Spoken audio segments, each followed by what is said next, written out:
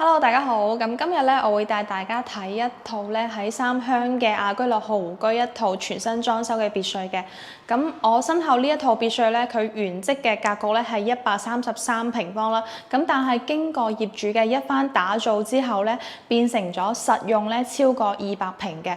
並且咧，從原本嘅3房變為而家嘅一個5房。咁我哋而家就先從呢個門口開始睇佢究竟係改造咗啲乜嘢先啦。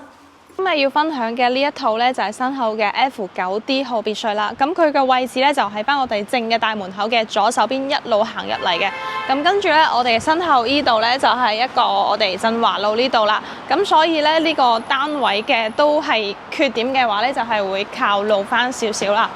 OK， 咁首先咧分享佢建築面積咧係133平方嘅一個2層半別墅，原則上面咧就喺呢一個7字形嘅花園啦，包括埋我身後呢一個房啦。咁身後呢度咧就係屬於後期嘅加建嘅。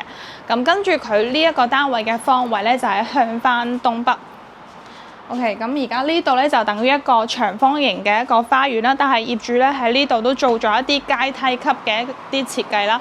雖然咧你縮窄咗花園面積，咁但係咧都係有一啲少少嘅呢啲錯落位啦，咁去強化翻我哋呢個花園嘅。咁跟住呢處咧就做咗一個落地窗啦，可以直接行翻入去我哋室內啦。OK， 咁從花園呢度咧入翻嚟之後，就見到我哋呢個係橫廳咁樣啦。咁而家我哋一樓呢個佈局咧，就係做咗有2個房啦，同埋一個洗手間啦，跟住一個廚房咁樣嘅。咁呢度咧就係我哋客廳嘅位置啦。面積嘅話咧就有30個平方啦。跟住呢一個落地嘅玻璃咧，就可以行翻出去花園出邊嘅。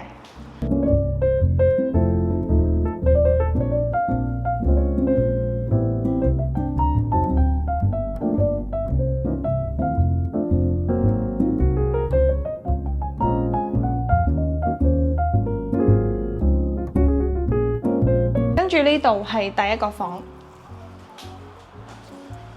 呢邊咧方位向翻東邊嘅，咁所以都係有呢個光線啦。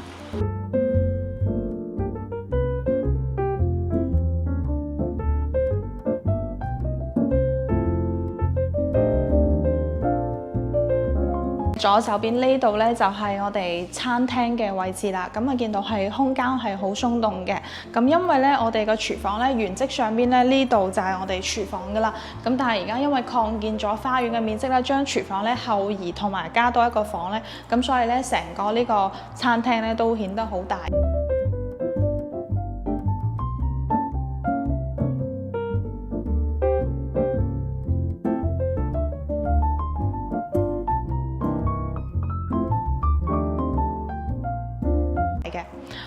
咁我哋繼續轉入嚟呢度睇睇先。嗱，咁跟住咧，你改造完之後，佢嘅洗手間咧，比原則上面嗰啲咧都會大翻好多。咁都係做埋呢個淋浴間。我睇下先。咁呢度咧都係有埋。呢度咧有一個採乾井嘅，咁佢就唔會係做呢個黑廁咯，即係佢上邊咧間咗一個玻璃咁樣，咁有啲光咧會照射翻落嚟嘅。房咧就都係屬於後期改造翻嚟嘅，咁雖然咧係細細地，咁但係咧可以做翻啲多功能房啦，譬如好似而家咁樣啦，整翻一個娛樂室啦、麻雀室咁樣。咁咧佢呢個房咧，如果你放一張單人嘅床咧，都係可以嘅。跟住咧睇翻呢一個廚房，都係一個 U 字形嘅，留翻一個咧雙開門嘅雪櫃位喺呢度。跟住咧呢度到期時咧都係放翻一個石油氣瓶啦，又或者你用電磁爐咧就唔使用呢個石油氣瓶。呢度幫我哋咧留翻呢一個開放式嘅空間，做翻呢個位置咧係晾衫嘅。咁洗衣機嘅話咧，到時候放喺呢度啦。上邊嘅話咧可以做翻一啲桿啦，去晾衫。咁我哋而家見到呢個陽光咧係非常之猛烈嘅。因為咧，我哋對面呢一個鄰居，佢個單位係一個原汁原味，冇做過任何改動㗎啦。咁但係我哋大家都要做翻啲心理建設咧，就係話後期有可能隔離呢個鄰居佢都會去將佢個單位改造啦。咁到期時可能咧呢度佢都會做翻啲陽光房啊之類啊。咁我哋呢度而家嘅光線咧就可能會打翻少少折㗎啦。OK， 咁我哋繼續上嚟入翻去室內。嗱，跟住我哋上去2樓呢個空間啦，睇咗呢一個中房先。嗱，咁佢入邊呢度咧就係一個1.5米嘅床啦。呢個方位向翻西北嘅，景觀嚟講咧都係望翻我哋隔離鄰居。咁後邊嘅話做咗呢個細細地嘅化妝櫃啦，同埋一個到頂嘅衣櫃啦。跟住鏡頭轉一轉喺入邊，咁就係我哋呢個淋浴間啦。風格同樓下呢個咧係一樣嘅。咁跟住呢間房咧就大一啲，睇咗呢個洗手間先。咁呢啲都係一啲定制嘅，佢呢個淋浴間嘅空間咧係非常之鬆動嘅。跟住呢個邊邊咧做咗呢一個3層嘅呢一啲放啲盤啦、啲櫃啦呢啲嘢。睡眠區咧就係一個1.8米嘅大床啦，跟住3邊落床。身後呢度嘅話咧望出去都係有啲街景嘅。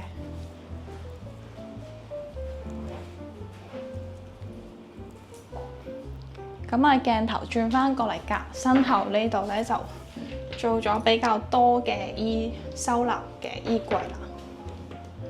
咁咪呢啲放大褸啊，呢啲。佢嘅地磚咧就係瓷磚嚟嘅，不過咧就用咗呢個木紋嘅圖案。咁尾縫嘅話咧，就我覺得後邊再做一做呢個尾縫就 OK 嘅啦。咁有2扇呢個窗啦，採光好好啦。呢個都係放一個1.8米嘅大床，都係可以做3邊落床，只係佢將佢並埋咗喺呢邊。跟住呢啲衣櫃咧都係做晒一排喺呢度啦。哦，呢個可以開。跟住身後呢個洗手間。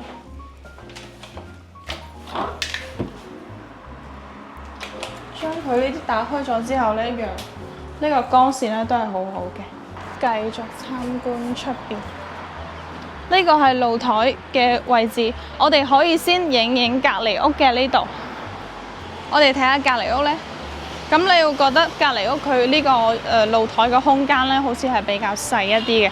咁但係我哋呢度嘅話呢，有埋呢啲地台位，因為呢將呢個欄杆褪晒出去㗎啦。咁呢個空間咧就會闊咗超多。咁我哋今次呢個視頻咧就分享到呢度。呢個小區嘅名叫做雅居樂豪居。呢套別墅而家嘅售價咧係248萬嘅，建築面積133平方。咁但係實際嘅話咧係遠遠超於呢個面積嘅。咁停車嘅話咧都係免費啦。呢個單位咧都係接受銀行嘅貸款按揭。咁如果咧你想揾呢一類型嘅別墅，又或者你想自己去設計發揮你嘅小心思去裝修嘅話咧，喺呢個小區度，我可以揾更多嘅一啲同戶型嘅別墅俾你。OK，咁今期嘅視頻咧就分享到呢度，下期視頻再見，拜拜。